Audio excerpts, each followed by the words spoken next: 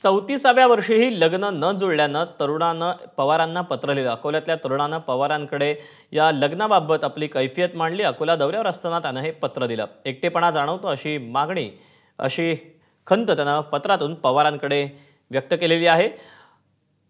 यानंतर पवारांनी तरुणाला लग्नासाठी मदत करण्याचे पदाधिकाऱ्यांना निर्देश दिलेले आहेत। ग्रामीण भागातील मुलांची लग्न होत नसल्याची सामाजिक समस्या असल्याचं राष्ट्रवादीचे नेते अनिल देशमुख यांनी म्हटलंय।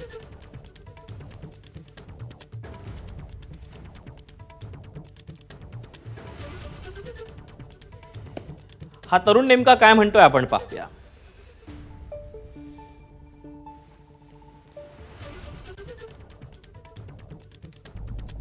माझं लग्न करण्यासाठी तुम्ही मध्यस्थी करा, तुम्ही म्हणाल त्या मुलीशी मी लग्न करायला तयार आहे, असं एक पत्र अकोल्यातल्या एका तरुणानं 8 नोव्हेंबरला अकोल्यात शरद पवारांना दिलं आणि त्या पत्रानंतर आज संपूर्ण महाराष्ट्रात त्या पत्राची बातमी झाली।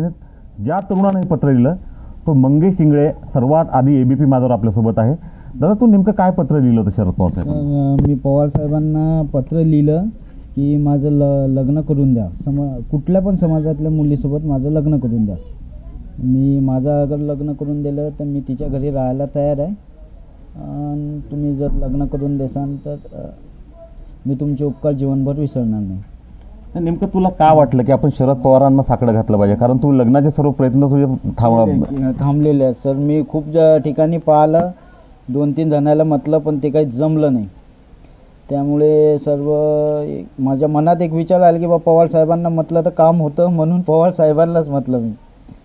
महाराष्ट्रात सर्व म्हणतात की सर्व काम पवार साहेबांमुळेच होतात, म्हणून मी पवार साहेबांना म्हटलं।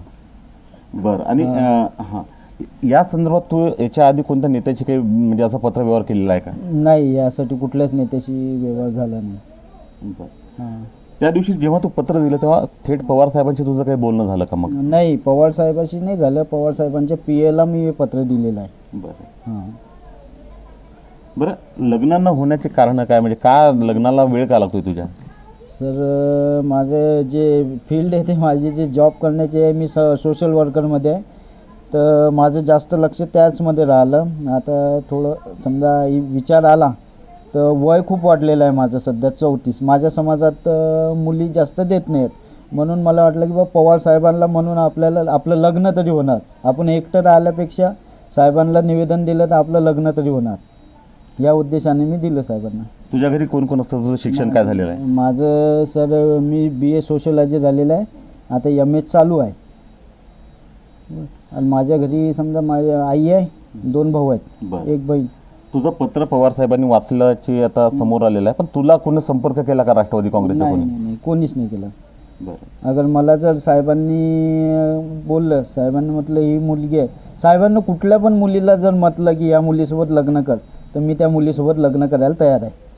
हां, महाराष्ट्रात एवढे नेते असताना, सध्या म्हणजे सत्तेतले नेते असताना तुला फक्त शरद पवार साहेबांवरच तुझा विश्वास काय? मग मी सर वयाच्या 15 वर्षापासून संभाजी ब्रिगेड आणि राष्ट्रवादी काँग्रेस पार्टीला जोडलेला आहे, त्यामुळे माझा विश्वास जास्तीत जास्त पवार साहेबांवर आहे, म्हणून मी साहेबांनाच दिलं। बरं, याच्या आधी तुझी आता जी परिस्थिती आहे, म्हणजे लग्न आहे किंवा इतर परिस्थिती, तू आणखी कोणाकोणाचे काही पत्रव्यवहार केलेला आहे? नाही सर, याच्या व्यतिरिक्त नाही केली। ते एक पत्रव्यवहार मी अमोलदादा मिटकरींसोबत केलं होतं। त्यांना मी असं पत्रात लिहिलं होतं की मला आपण ॲडॉप्ट करा, मी अमोल मिटकरी म्हणजे मिटकरी सरनेम नाव घ्यायला तयार आहे माझ्यासाठी। त्यांनी काय रिस्पॉन्स दिला होता? मग त्यांनी रिस्पॉन्स नाही दिला, मी कळवतो म्हणा तुला, बस एवढं, बाकी काही। बरं, सर्वात शेवटचा प्रश्न विचारतो। आता तू शरद पवार साहेबांना पत्र लिहिलं, त्यांनी त्या पत्रावर तुझ्या सकारात्मकपणे विचार करणं सुरू केलेलं आहे। तुला वाटतं आता तुझं लग्न होईल म्हणून शरद पवार साहेबांनी लक्ष घातलं? साहेबांजवळ कुठला विषय गेला तर त्यामध्ये मार्ग निघतोच। मला आशा आहे साहेब माझ्या या सिच्युएशनवर काही ना काहीतरी मार्ग काढून देतील मला, आणि माझं लग्न लावून देतील। सर्वात मेन पवार साहेब माझं लग्न लावून देतील, एवढी मला आशा आहे।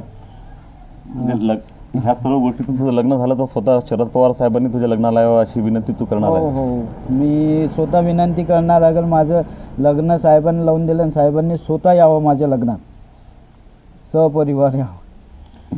ज्या तरुणाची संपूर्ण महाराष्ट्राला उत्सुकता होती, कुतूहल होतं की शरद पवार साहेबांना लग्नासाठी मध्यस्थी करण्याचं साकडं घालणारा तरुण कोण आहे, तर हा तरुण जो आहे तो अकोल्यातला मंगेश इंगळे आहे. आणि या सर्वात आधी एबीपी माझानं याला संपूर्ण महाराष्ट्रासमोर आणलं. एक अपेक्षा त्याची आहे की आपलं लग्न व्हावं, पवारसाहेब म्हणतील त्या समाजाच्या कोणत्याही मुलीशी आपण लग्न करायला तयार आहोत, एवढंच नव्हे तर त्याच्या घरी सुद्धा राहायला जायला तयार आहोत. एवढाच विश्वास या तरुणाचा शरद पवार नावाच्या 85-84 वर्षाच्या तरुणावर आहे. त्यामुळं आपलं लग्न होईल आणि शरद पवार साहेबांच्या आशीर्वादानं आपलं आयुष्य पुढच्या जे आहे ते सुकर होईल असा विश्वास या तरुणानं व्यक्त केला आहे. उमेश अरोणे, एबीपी माझा, अकोला. एबीपी माझा, उघडा डोळे बघा नीट.